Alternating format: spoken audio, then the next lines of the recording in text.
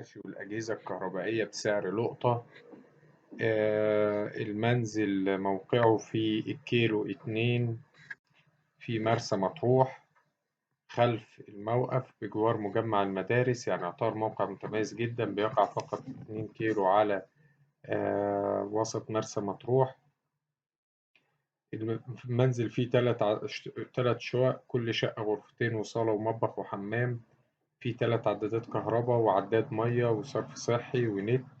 مساحته 75 متر على شارعين. السعر إن شاء الله المطلوب فقط 520 ألف جنيه لسرعة البيع. رقم التليفون هيظهر في آخر الفيديو. تاريخ العرض 10/4/2023.